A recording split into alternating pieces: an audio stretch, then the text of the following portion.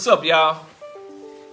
I said, what's up, y'all? Look at me when I'm talking to you, bro.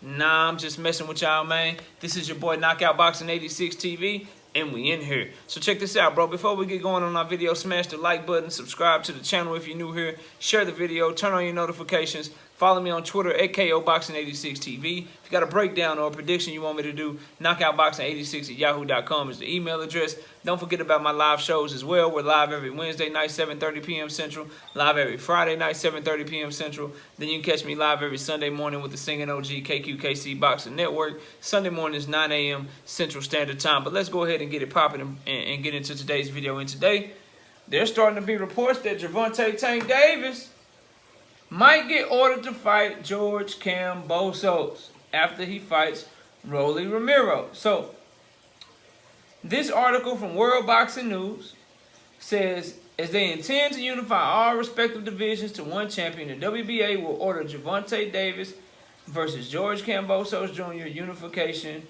of the straps this year. The scenario bout after Davis was informed to choose which division he would compete in, having held the WBA secondary belts at 135 and 140. Davis chose 135, leaving the WBA with less headache regarding the narrowing down of straps held by Kambosos at 135 and soon to be vacant at 140. Gervonta Davis informed the WBA he will only keep his lightweight belt. This is according to Gilberto Mendoza. Gervonta had 5 days after this fight to choose a division, and he decided to stay at 135. According to the new championship rules, Davis needs to fight Kambosos, but if he stayed at 140, it would have been a vacant belt. Now, Tank will get ordered to agree on a deal with Kambosos Jr. when the WBA turn comes around. He either fights Kambosos for the super version or refuses and gets stripped. It's that simple. Listen, bro. This is very, very, very, very bad news. And I'm going to explain it to you. I don't want Tank Davis to fight George Kambosos Jr. I don't want him to fight George Kambosos Jr. because Tank Davis won't get credit if he beats George Kambosos Jr.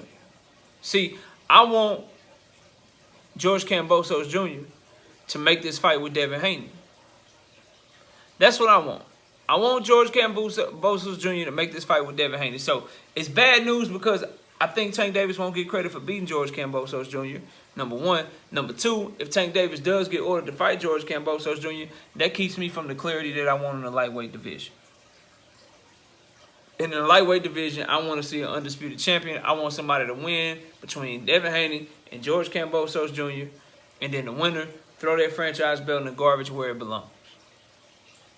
Right? If Devin Haney and Kambosos doesn't happen, then I still rather Kambosos fight Lomachenko.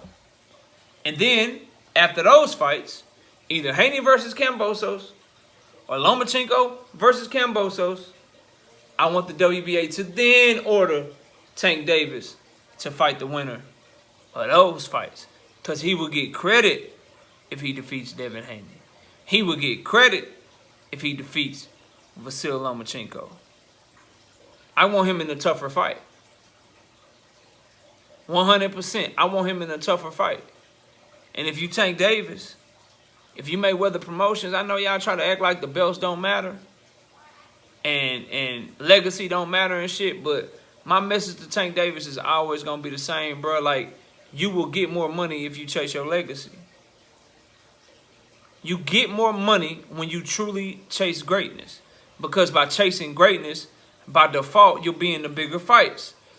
By being in the bigger fights, by default, you do better live gate numbers.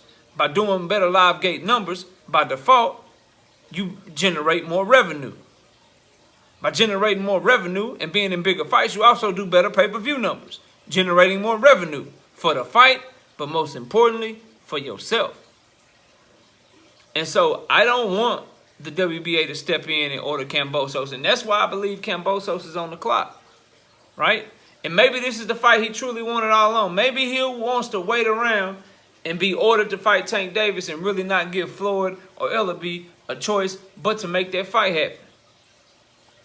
But I believe 2 paychecks are better than 1. And if you Kambosos and you think you can win and shit, you fight Loma or you fight Haney. Preferably Haney. But what I think he's going to do, I think if Loma and him don't happen, he may fight a tune-up. And then after that tune-up, end up fighting Gervonta Tank Davis. Because WBA is going to order that shit. The best thing for boxing, the best thing for us as sports fans, is for Haney to fight Kambosos and then the WBA to order the winner. The second best thing would be for Loma to fight Kambosos and then the WBA to order the winner. The third best thing, and the one I don't want, is them to just order Kambosos and Devin Haney outright. I mean, Kambosos and Gervonta Davis outright. Because it still doesn't get us closer to undisputed. And it'll be another lose-lose scenario for Gervonta Tank Davis. And I get it, bro. I'm a Tank fan, but we got to keep it real.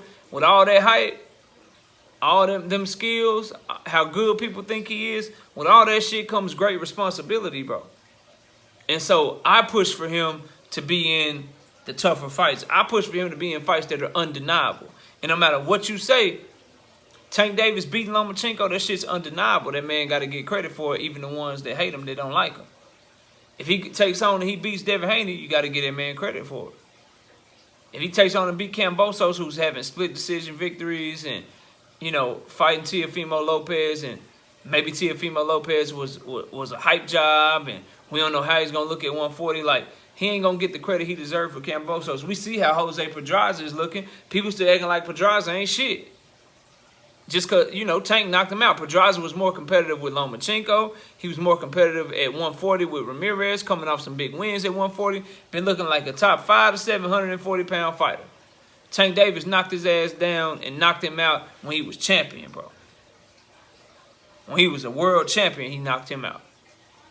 About 3 or 4 years ago. And he still don't get the credit he deserved for that win, in my opinion. So you already see, and we already know how Tank Davis is judged on a little bit different scale than most people from 140 down, but that's fair and that's to be expected because he is the one that's a pay-per-view fighter. He is the one that we have to pay to watch fight. He's the one that they're saying is the man. Well, when you the man, you get held to being the man in those types of standards. And I don't understand boxing fans that think in a way to where if somebody is the man, they're above reproach or they're above criticism. Oh, Canelo Alvarez, he's the man. All right, cool. Well, let's hold him to the standard like he the man.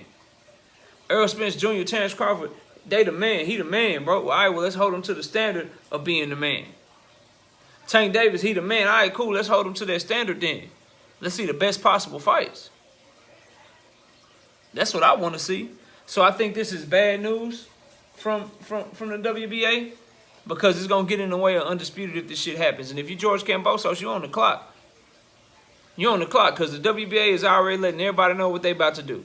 After this Tank Davis-Rolly fight, about 3 or 4 days, they only gave him 5 days after Barrios. They may just give him 5 days again after the Tank Davis and Rolly fight, or they may mandate that shit quick, like the very next day. That shit has been done before. And make them go into negotiations. And if you Kambosos, you ain't got no fight announced. You don't know when you fighting and shit, bro.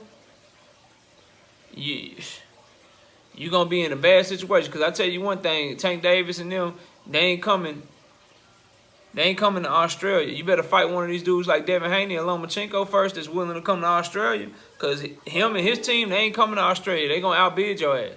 They going to outbid Lou DiBella in the purse bid, and they going to make your ass come on over here to America. So you want your Australia fight? Fight Devin Haney, bro. Fight Lomachenko. And then the WBA step in and mandate that the winner of that fight Tank Davis, and then now the lightweight is back on and popping. So that's my thoughts on the situation, man. Y'all let me know what y'all think. Comment down below, smash the like, subscribe to the channel.